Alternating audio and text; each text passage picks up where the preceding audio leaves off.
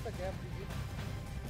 नमस्कार, आप देख रहे हैं देश का नंबर 1 न्यूज चैनल। मैं हूं आपके साथ अंकिता दुबे, मेरे साथ मेरे सहयोगी प्रशांत भी मौजूद हैं। और राष्ट्रपति के लिए चुनाव के लिए वोटिंग लगातार जारी है। 10 बजे से सुबह से वोटिंग हो रही है और ये वोटिंग शाम को 5 बजे चलेगी और 5 बजे के बाद 6 बजे से जो वोटों की गिनती है वो शुरू हो जाएगी और 7 से 8 के बीच भारत का नया उपराष्ट्रपति कौन होगा ये पता चल जाएगा। प्रशांत, बिल्कुल, और उसी शाम को चुनाव का इंतजार है जब पूरा देश जान पाएगा कि कौन है उनका नया उपराष्ट्रपति।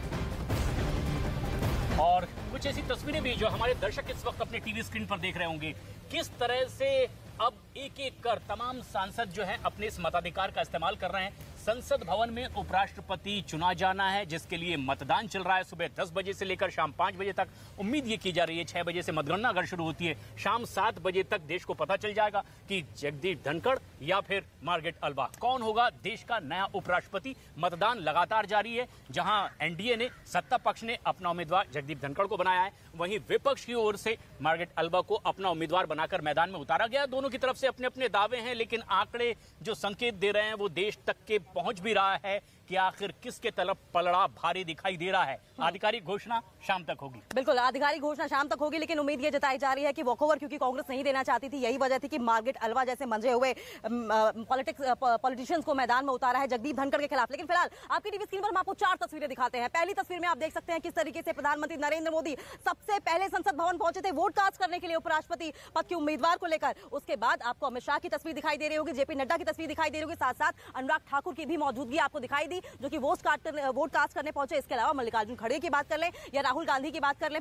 सोनिया गांधी की बात कर लें, ये तमाम लोग वोट कास्ट करने पहुंचे थे। इसके अलावा राजनाथ सिंह भी वोट कास्ट करने पहुंचे थे, ज्योतिरादित्य सिंधिया हो या फिर एमओएस जितेंद्र सिंह हो, तमाम नेता सुबह 10 बजे से ही लगातार पहुंचे, तमाम सांसद वोट कास्ट करने को लेकर। और इस बीच क्योंकि कड़ी टक्कर दी जा रही है ऐसा माना जा रहा है, लेकिन एक तरीके से अगर लब्बो लुआब देखा जाए तो आंकड़ों की अगर बाजीगरी कहें तो इस वक्त जगदीप धनखड़ का पलड़ा भारी है। प्रशांत, बहुत ज्यादा पलड़ा भारी दिखाई दे रहा है। एनडीए ने, बीजेपी ने अपना उम्मीदवार घोषित किया जगदीप धनखड़ को, जो बंगाल के राज्यपाल भी रहे हैं, लेकिन विपक्ष की तैयारी बहुत कुछ बिखरी से नजर आ रही थी। तो टीएमसी के सदस्यों ने तो यहां से बिल्कुल अपने आप को अलग ही कर लिया था।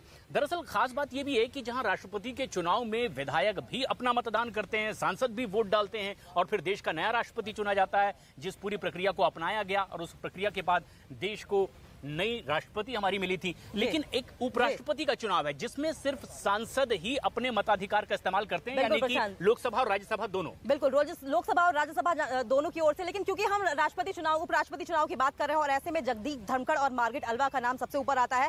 सबसे पहले बात कर लेंगे जगदीप धनखड़ की, क्योंकि वो झुंझुनू से आते हैं। हमारी सहयोगी रश्मि वहां से मौजूद है। Rashmi, over to you. Thank you. देखिए, जिस तरह से प्रशांत और अंकिता हमें बता रहे हैं कि उधर मतदान चल रहा है दिल्ली में और यहाँ पर भक्ति की शक्ति आजमाई जा रही है। इस वक्त हम किठाना गांव में हैं, धनखड़ साहब के गांव में, और ये मंदिर, सबसे पहले इस मंदिर की बात करें तो ठाकुर जी का ये मंदिर है, राधा कृष्ण का मंदिर है, लक्ष्मी नारायण का मंदिर है और यहाँ पर मंगल गान गाया जा रहा है। जीत के लिए प्रार्थना की जा रही है भगवान से। 1560 का ये मंदिर, सोचिए जरा कितना पुराना ये मंदिर है।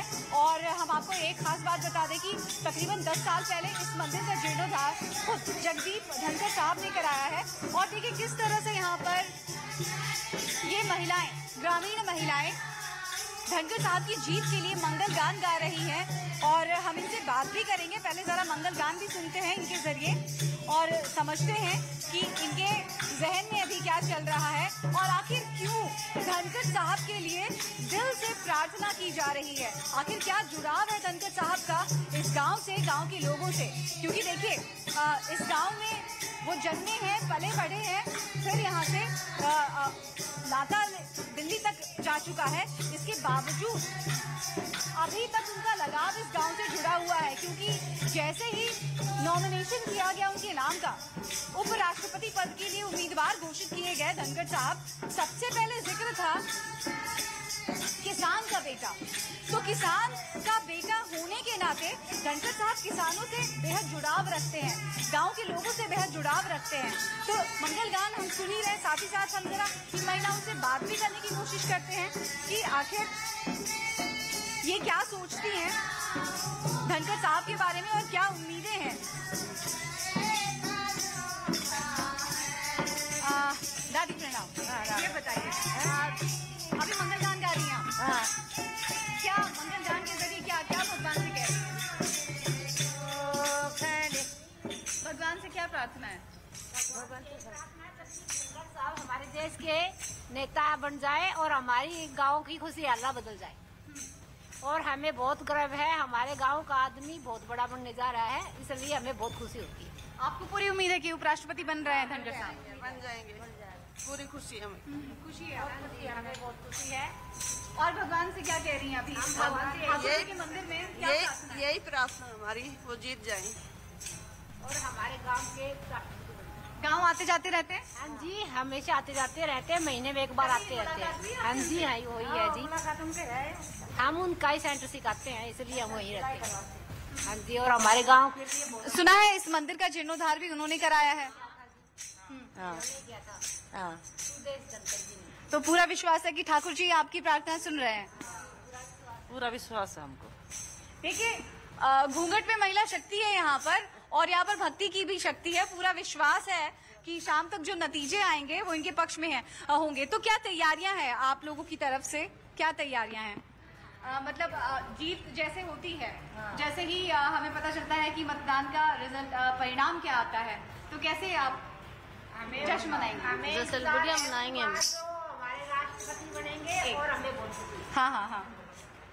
हमें बहुत खुशी है, वो राष्ट्रपति बनेंगे। और पहले भी बंगाल के राज्यपाल रह चुके हैं और हमें उन पे बहुत गर्व है। एक किसान का बेटा जब इतनी बड़ी संवैधानिक कुर्सी तक पहुंच रहा है, इतने बड़े पद तक पहुंच रहा है, तो इस गांव के लोगों की उम्मीद तो बढ़ेगी। वो एक गरीब का बेटा था, एक किसान का, और आज वही सरकारी स्कूल में पढ़कर और राजनीतिक पर चल रहे हैं। कई तरह की समस्याएं हैं फिलहाल गांव में, तो उम्मीद है कि उन समस्याओं की तरफ भी ध्यान जाएगा उनका। कुछ कहना चाहेंगी जो भी दिक्कतें हो इस गांव में अभी फिलहाल? कुछ भी कोने में बताइए। कुछ दिक्कत नहीं है। हाँ, कुछ दिक्कत नहीं है। महिला अभद्रता मामले में बड़ा अपडेट सामने आया है। महिला से बदसलूकी से जुड़ा ये पूरा मामला। आरोपी के 4 सहयोगी हिरासत में लिए गए। ये बड़ी खबर। आरोपी त्यागी के घर पुलिस पहुंची। श्रीकांत त्यागी की 3 गाड़ियां भी जब्त कर ली गई हैं। इस वक्त की सबसे बड़ी खबर, सेक्टर 93 नोएडा का ये पूरा मामला है। एक महिला के साथ सोसाइटी के अंदर बदसलूकी हुई थी। ये उस वक्त का वीडियो भी हम दिखा रहे हैं आपको। और अब इस पूरे मामले में अपडेट ये है कि कार्रवाई पुलिस की तरफ से की गई है। आरोपी के 4 सहयोगी हिरासत में लिए गए हैं। इसके अलावा आरोपी त्यागी के घर भी पुलिस पहुंची, गाड़ियों को भी जब्त किया गया। बताया जा रहा है 3 गाड़ी आरोपी की जब्त की गई है। देखिए, क्रेन से उठाकर ले जाते हुए ये गाड़ी, आपको विजुअल जो मिला है वो हम इस वक्त दिखा रहे हैं। दूसरी तस्वीर आप देख रहे हैं जब अभद्रता